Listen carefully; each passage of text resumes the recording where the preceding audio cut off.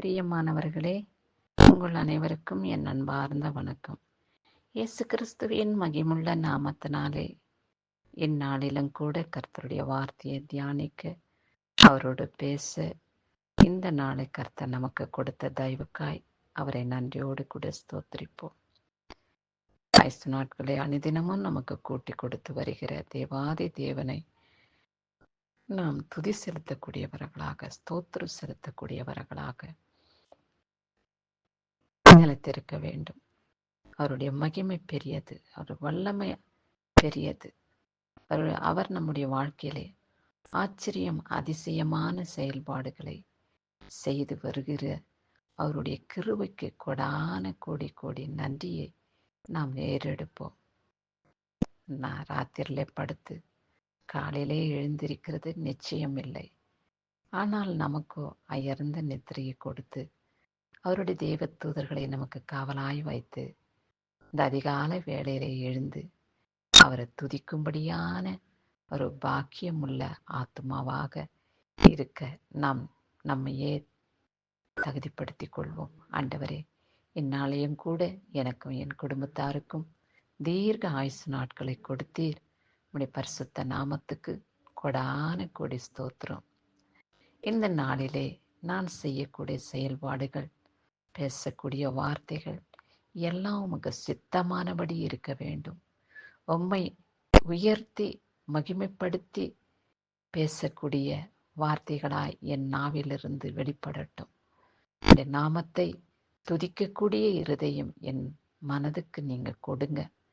எந்த செயலை நான் செய்தாலும் உமக்கு பிரியமானபடி நான் செய்ய எனக்குள்ளே நீங்க வாசம் பண்ணுங்க ஆண்டவரே என்று நாம் ஜெபித்துட்டு இந்த கால வேலையை துவங்குவோமா? இது இந்த வாரத்தின் முதல் நாளைய கூட கர்த்தர் காண அனுகிரகம் பண்ணினார். அவருடைய பரிசுத்த நாமத்துக்கு கொடான கொடி ஸ்தோத்திரம். வாரத்தின் முதல் நாளை துவங்கின நாம் இந்த வாரம் முழுவதுமாய் அவர் நம்மையும் நம் குடும்பத்தையும் அவருடைய இரத்த கோட்டைக்குள்ளே மூடி மறைத்து பாதுகாத்து அவர் சற்றைகளின் நிழலிலே நம்மளை அரவணைக்கக்கூடிய தேவனாக அவர் நமக்கு இருக்கிறார் என்ற இருதயத்தோடு அவரை நாம் துதிப்போம், ஸ்தோத்திரிப்போம், அவருடைய நாமத்துக்கு நன்றி செலுத்துவோம். இதோ இந்த நாளிலே கர்த்தர் நமக்காக கொடுக்கப்பட்டுள்ள வார்த்தை என்னையின் 1 அதிகாரம் 18வது வசனத்திலே சொல்லப்பட்டுள்ள வார்த்தை, சிலுவை பற்றிய உபதேசம் கெட்டுப்போகிறவர்களுக்கு பைத்தியமாய் இருக்கிறது, ரட்சிக்கப்படுகிற நமக்கோ அது தேவ பலனாய் இருக்கிறது என்று சொல்லியிருக்கிறது. ஆமாம், இந்த வார்த்தையின் பிரகாரம் நாம் மனிதர்களை பார்க்கும்போது அவர்களோடு கூட பேசும் பொழுது ஒரு சில மனிதர்கள் தான் நாம் சொல்லும் வார்த்தையை ஏற்றுக்கொள்வார்கள். ஆனால் ஒரு சில மனிதர்கள் கர்த்தருடைய வார்த்தையை கேட்டு அதன்படி நடக்க முயற்சிக்கிறதும் தேவனோடு இணைந்திருக்கிறதுமாய் இருப்பார்கள். அப்படிப்பட்டவர்களுக்கு தான் கர்த்தர் பேசுகிறார். என்னவென்றால், என் உபதேசத்தை கேட்கிற ஒவ்வொருவருக்கும் நான் தேவ பலனை கொடுக்கிற ராஜாவாய் இருக்கிறேன். என் உபதேசத்தை அவமதிக்கிறவர்களுக்கு, கேட்கக்கூடாமல் அவர்களுடைய காது மந்தமாய் இருப்பவர்கள் எப்படி இருப்பார்கள் என்றால் பைத்தியமாக அவர்களுக்கு காணப்படும். நம்மளையும் கூட சொல்லுவார்கள், எப்பொழுதும் ஜபம் ஜபம் வேதம் வாசிக்கிறது இதுதானா உங்க வாயில வரும், வேற எதுவும் யோசிக்க மாட்டீங்களா, வேற எதுவும் செய்ய உங்களுக்கு மனது இருக்காதா என்றெல்லாம் நம்மளை கேலி கிண்டலமாய் பேசுவார்கள். அப்படிப்பட்டவர்களுக்கு தேவனுடைய சத்தியம் பைத்தியமாக காணப்படுமா. கெட்டு போகிறதற்காக அது அடையாளமாக வெளிப்படுமா. அப்படிப்பட்டவர்களுக்காக நாம் ஜெபிக்க வேண்டும். ஆண்டவரே, உம்முடைய தேவ சத்தியத்தை நான் இவர்களுக்கு சொல்லும் பொழுது விரும்பி கேட்கக்கூடிய இருதயத்தை அவர்களுக்கு கொடுங்க. உம்மை நேசிக்க, உம்மை துதிக்க, உம்முடைய நாமத்தை சொல்லி மகிழ பண்ண இருதயத்தை இவர்களுக்கு கொடுங்க என்று நாம் அவர்களுக்காக ஜெபிக்க வேண்டும்.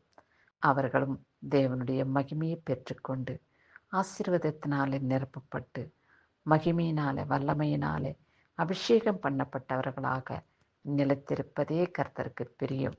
கெட்டு போகிறவர்களுக்கு பைத்தியமாக வேதம் காணப்படாதபடி, ஆண்டவரே, நான் கெட்டு போகாதபடி உம்முடைய சத்திய வார்த்தைகளை எனக்கு நீர் வெளிப்படுத்தினீர்.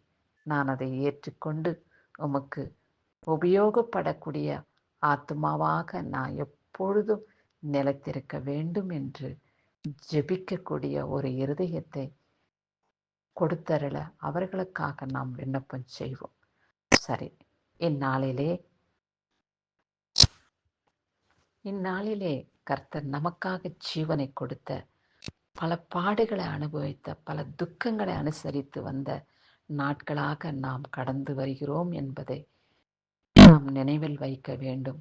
இந்த லெந்து நாட்களில் மாத்திரம் நாம் தேவனோடு பேசுவதும் வேத வாசிப்பதும் பக்தி இருதயத்தோடு இருக்கிறதும் வாழ்ந்து வருகிறோம்.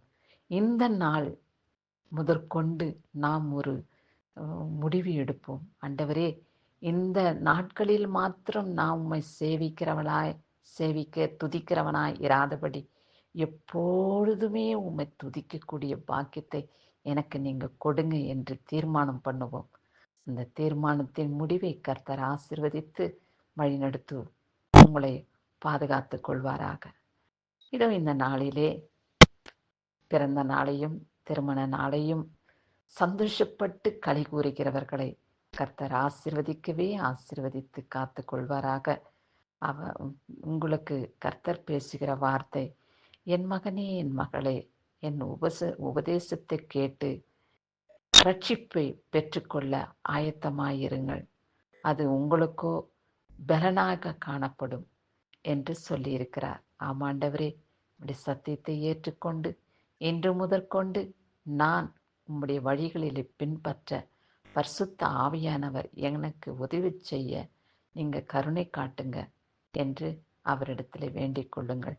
அப்படியே உங்களை கர்த்தர் ஆசீர்வதித்து நீடித்த நாட்களாய் திருமண நாளையும் பிறந்த நாளையும் சந்தோஷத்தோடு குடும்பத்தோடு கொண்டாட பரிசுத்த ஆவியானவர் உங்களுக்கு இரக்கம் காண்பித்து ஆயுள் நாட்களை பெருக செய்வாராக. கிறிஸ்துவுக்கே சதா காலங்களிலும் மகிமை உண்டாகட்டும். ஆமென்.